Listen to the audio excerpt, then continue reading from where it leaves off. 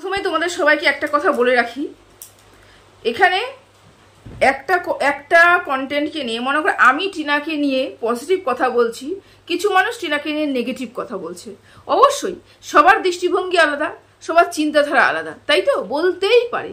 এটার কি বলবো, বাক স্বাধীনতা রয়েছে, ব্যক্তি স্বাধীনতা রয়েছে, তারপরে স্বাধীন ক্রিয়েটার যাকে নিয়ে যেভাবে ইচ্ছা কন্ট্রোভার্সি করতে পারে। আমার তাতে কোনো সমস্যা হওয়ার কথাও নয়, আর কারোর মানুষের সমস্যা হবে বলে সেটাও আমার জানা নেই, হওয়ার কথা নয়। তবে আমি বলে রাখছি, আমি টিনাকে নিয়ে পজিটিভ কথা বলছি মানে আমি টিনার পজিটিভ দিকগুলো তুলে ধরবো দর্শকের সামনে। আমাকে টিনার পজিটিভ দিকটা তুলে ধরতে গেলে মাঝখানে কোনো কন্ট্রোভার্সি ক্রিয়েটারকে ভায়া করতে হবে না। সেরকম আমিও চাইবো টিনাকে নিয়ে যারা নেগেটিভ কথা বলছো তারা টিনাকে নিয়ে নেগেটিভই বলো, মাঝখানে ভায়া যাতে আর কেউ না হয়। বুঝতে পেরেছো? আমি কাউকে নিয়ে টানা হাসরা করছি না, কাউকে নিয়ে কোনো টানা হাসরা করছি না, না কারোর নাম ধরে বলেছি, না কারোর মানসিকতা নিয়ে বলেছি, না কিচ্ছু বলেছি, কিচ্ছু বলছি না। আমি টিনার পজিটিভ দিকটা তুলে ধরছি, আশা রাখবো অপোজিট থেকে সেই ধরনেরই বক্তব্য আসবে। তোমরা যখন এতটাই জানো যে তোমরা যে কথাগুলো বলছো তোমাদের সেই কথার উপরে বিশ্বাস রয়েছে, তোমরা 100% ঠিক কথা বলছো, তাহলে মাঝখানে কেন কন্ট্রোভার্সি ক্রিয়েটারকে টানা হচ্ছে? যারা টিনাকে নিয়ে পজিটিভ কথা বলছে তাদের কিনে টানা হচ্ছে কেন? তোমরা তো দৃঢ় নিশ্চিত তোমরা সত্যি কথা বলছো, কেন নিজের কথার উপর নিজে দাঁড়িয়ে থাকতে পারছো না? আমি কোনো কন্ট্রোভার্সি ক্রিয়েটারকে নিয়ে কোনো ভিডিও করতে চাই না এই কন্টেন্টের উপরে, টিনার উপরে। বুঝতে পেরেছো? থাকলো অন্য কোনো কন্ট্রোভার্সি ক্রিয়েটার, যেমন গুপ্তি, খেকি, ডেপসির মধ্যে যে গন্ডগোলটা লেগেছে, কিমার মধ্যে যে গন্ডগোলটা লেগেছে, সেখানে যদি বড় খুলাসা হয় অবশ্যই কথা বলবো, কারণ ওটাই কন্টেন্ট। কিন্তু এখানে টিনার কন্টেন্ট, টিনাকে নিয়ে তোমরা আমি পজিটিভ বলছি বলবো, তোমরা নেগেটিভ বলছো বলো, কোনো সমস্যা নেই। যার কথা যার ভাল লাগবে সে দেখবে, যার কথা যার ভাল লাগবে না সে দেখবে না, এটাই বক্তব্য রাখছি। আমি যেমন কোনো কন্ট্রোভার্সি ক্রিয়েটারকে টেনে ভায়া হয়ে টিনার কাছে পৌঁছচ্ছি না, সেরকম আমি বলবো যে তোমরাও সেটা করো না, কেন মাঝখানে আমি কাউকে কিছু বলতে আসিনি। এটা হলো প্রথম কথা।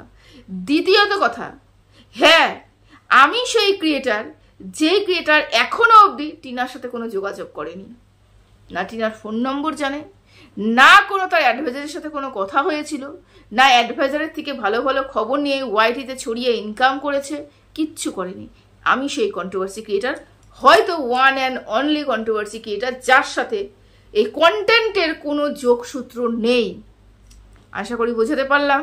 তার মানে যা যা আমি বলছি সেটা শুধুমাত্র আমার চিন্তাধারা এবং হতে পারে। বুঝতে পেরেছো? এবার তোমাদের সবাইকে ওয়েলকাম করিনি। Hello friends, welcome back to my channel. আশা করি তোমরা সবাই খুব ভালো আছো, সুস্থ আছো। আমি ভালো আছি এবং সুস্থ আছি। দোগলা বলে দোগলাকে, হ্যাঁ ওয়াইটির দোগলাকে, সেটা হচ্ছে কিমা, যেটাকে লাথি মেরে বেচু তার জীবন থেকে বের করে দিয়েছে, তাই না? অথচ আবার আজকে বেচুর পা চাটতে পরিষ্কার করে দিল। হ্যাঁ বেচুর মা এবং বেচুর বাবার পা ভীষণ পরিমাণে পা চাটছে। কে চাটছে বলো তো? কিমা। কেন ওর যাওয়ার আর জায়গা নেই তো। যদি বেচুকে এখন না চাটে তাহলে ও ভিডিও করবে কি হবে? ও কন্টেন্ট বানাবে কাকে নিয়ে? টিনাকে নিয়ে তো পজিটিভ কথা বলতে পারবে না। ও জানে ও টিনাকে নিয়ে কি করে রেখেছে, নেগেটিভই বলতে হবে। এবং নেগেটিভ বলতে গেলে তো তাহলে বেচুকে পজিটিভ বলতে হবে। হ্যাঁ বেচু আমাকে দোগলা বলেছে, বেচু আমাকে লাথি মেরেছে, মারো। আমি বেচুর ইসে করেছি, কি বলে ওটাকে, বেচুরকে নিয়ে পজিটিভ কথা বলবোই তো হলো। বুঝতে পারছো? সে অনেকগুলো কথা গতকাল রাতে তুলে ধরেছিল, সেটা হচ্ছে শর্ত। এই যে টিনা বলেছে যে ডিভোর্সে আমি সবকিছুতে রাজি আছি এবং তার ব্যাপার সে কি করবে, সে সময় চেয়েছে। এবার এখন শুনতে পাচ্ছি সে নাকি অনেকগুলো শর্ত রেখেছে, এবং শর্তগুলো হঠাৎ করে মার্কেটে চাউর হলো কি হবে? এটা কি মার্কেটে চাউর হয়েছে এই কারণে যাতে টিনার উপরে চাপ সৃষ্টি করা যায়, টিনার মানসিক হেলথ নষ্ট করা যায় সেই কারণে, নাকি এটা ভুয়ো খবর বলতে পারছি না। তবে আমার মনে হয় সে ভুয়ো খবর নয়। যে ধরনের বক্তব্যগুলো কিমা রেখেছে সেটা হচ্ছে বেচু অনেকগুলো শর্ত রেখেছে, তার মধ্যে প্রধান শর্ত সেটা হচ্ছে টাকা ফেরত দেওয়া।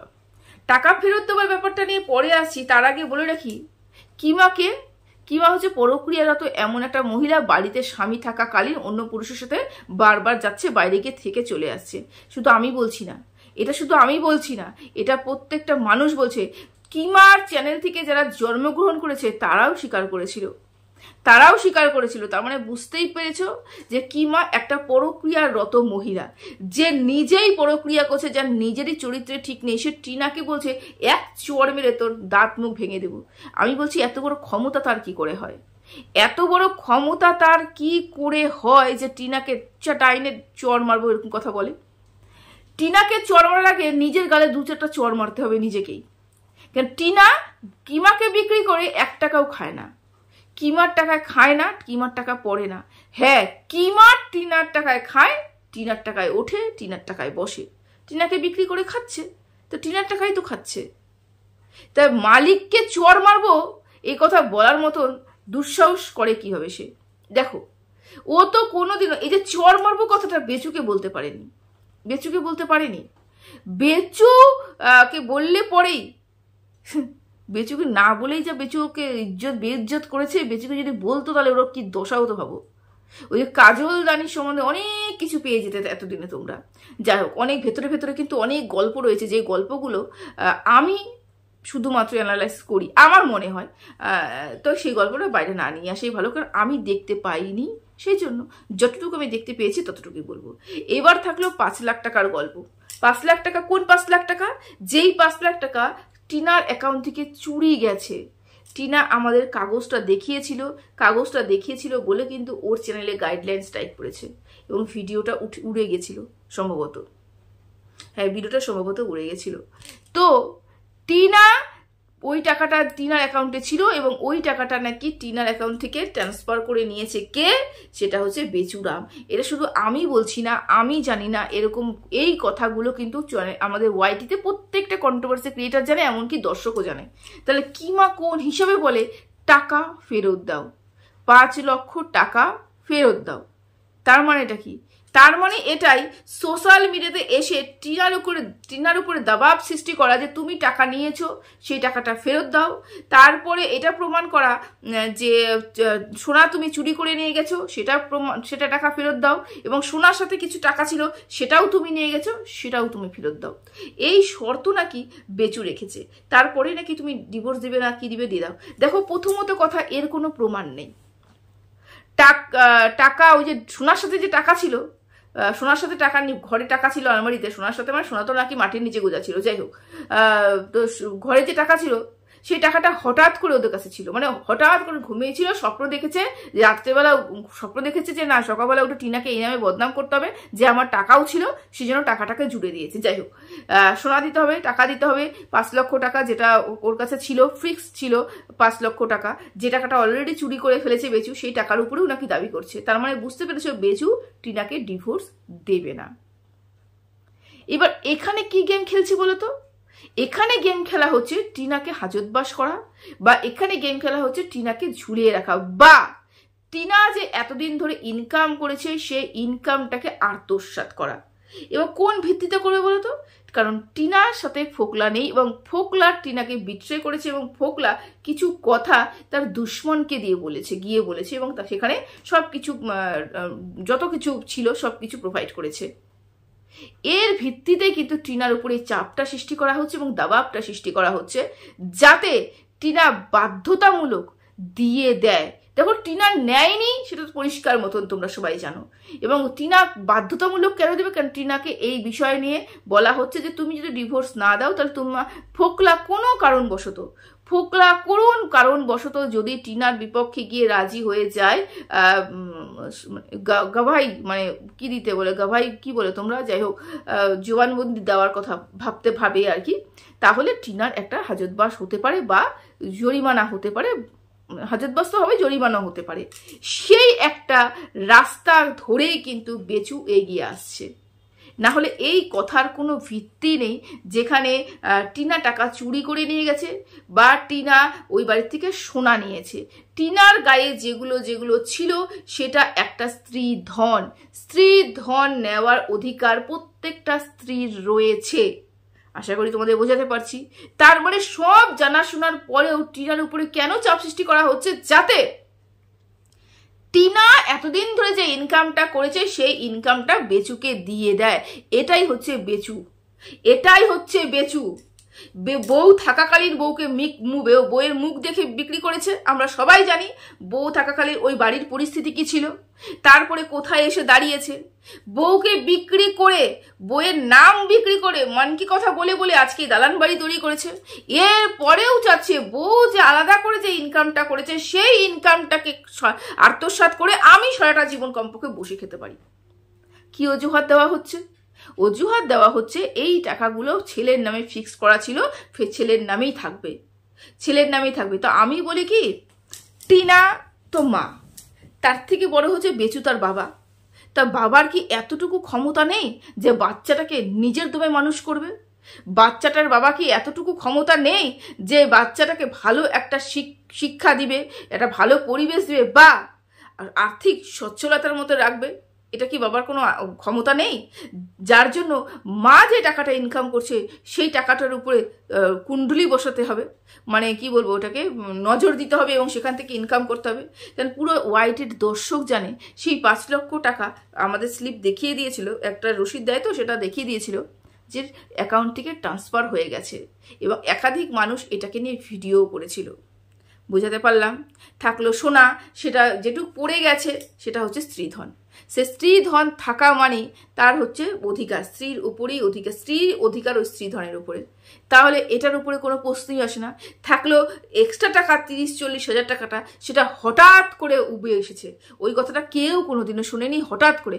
মোট কথা, এই যে স্ত্রীধন, এই যে তোমার টাকা পয়সা, এই যে 5 লক্ষ টাকা আমি চুরি করার পরেও দাবি করা যে আমি চুরি করিনি, আমি নিইনি, ছেলের নামে এখনো পর্যন্ত রয়ে গেছে, এইগুলো যে সবগুলো বলা হচ্ছে তার কারণ একটাই, সেটা হচ্ছে ফোকলা টিনাকে বিট্রে করেছে, ফোকলা শত্রুপক্ষের সাথে গিয়ে হাত মিলিয়েছে, এবং ফোকলা এমন কিছু কাজ করে গেছে যেটাতে টিনাকে দাবাব সৃষ্টি করা যায়।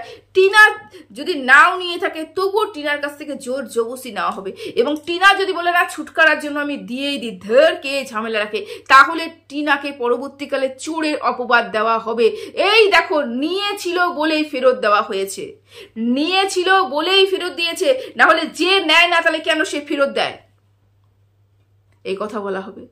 এই দিকেও কিন্তু একটা খেয়াল রাখতে হবে যে টিনা যদি কোনো কারণবশত বলে চলো ঝামেলা চিন্তা করি, টাকা নিবি নে, সোনা নিবি নে, যা আছে গলা থেকে খুলে দিয়ে দিলাম, তারও ডিভোর্স দে, এইটা যদি বলে, এটা তো আরো বড় ভুল হবে। কারণ ওর এখন যেসব কন্ট্রোভার্সি ক্রিয়েটাররা টিনাকে বলছে চরিত্রহীন, বেইমান, তারপরে হচ্ছে কি রেড লাইট এরিয়ায় বসার মেয়ে ছেলে, তারা কদিন পরে টিনাকে চোর বলে ডাকবে। চোর, সোনা চুরি, টাকা চুরি করেছিস তুই শ্বশুর বাড়ির থেকে, চোর তুই, এগুলো আখ্যায়িত করবে।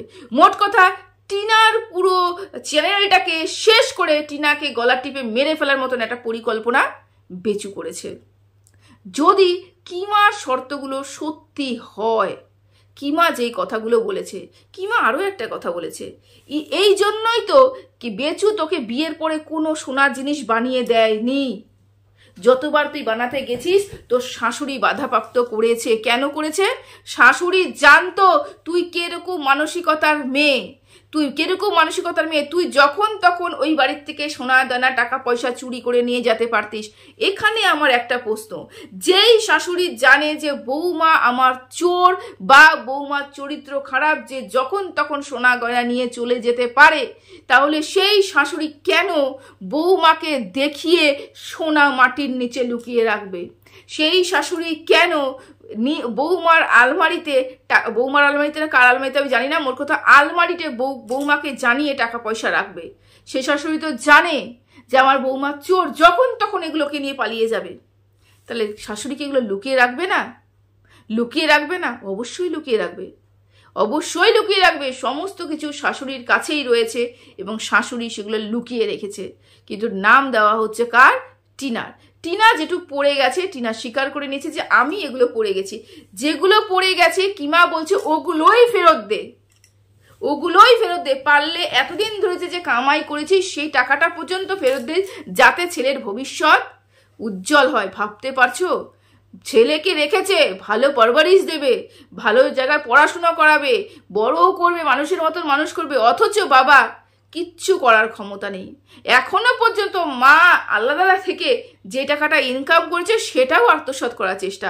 তাহলে বেচু কেন বেচু হবে না? ও তো নাম্বার 1 বেচু। এই শর্তগুলো নাকি বেচু রেখেছে। আমি বলতে পারছি না, কেন কিমার ভিডিওর থেকে আমি দেখছি শুনেছি। এবার সত্যি মিথ্যে তো কিমাই বলতে পারবে। কিমার কাছে আমার এতটুকু আমার মনে হয় যে কিমার কাছে হয়তো অ্যাডভাইজার দ্বারা খবর এসেছে, নাহলে কিমার জানা তো কথা নেই। কিন্তু কিমাকে তো পাশের সবটা লাথি মেরেছে। ব্যাপারটা কি বলতো? ব্যাপারটা হচ্ছে এই হাতটা প্রচণ্ড ব্যথাই, দেখো আমি এটা পরে রেখেছি, অসুবিধা হচ্ছে, প্রচণ্ড পরিমাণে ব্যথা ডান হাতটা। স্কুটি চালাতে চালাতে আর রাস্তা আমি যাই 30 কিলোমিটার আমি যাতায়াত করি, 30 কিলোমিটার না, যে যাই আমি প্রায় 25 কিলোমিটার, আসিও 25 কিলোমিটার, 50 কিলোমিটার আমার যাতায়াত রয়েছে প্রতিদিন। তা এই জন্য এই হাতের এই অবস্থার, রাস্তা ভীষণ খারাপ, ভীষণ ব্যথাই ডান হাতটা কাজ করে না, যেন স্কুটিতে সবসময় যেন ডান হাতেই বেশি কাজ। যাই হোক, এই জন্যই হাতে প্রচণ্ড ব্যথা করছি। ভিডিওটা এর থেকে বেশি বড় করব না। সবাই ভালো থেকো, সুস্থ থেকো। প্রশ্ন তো অনেক কিছু রয়েছে, নেক্সট ভিডিওতে প্রশ্ন করব, ঠিক আছে? চলো টাটা।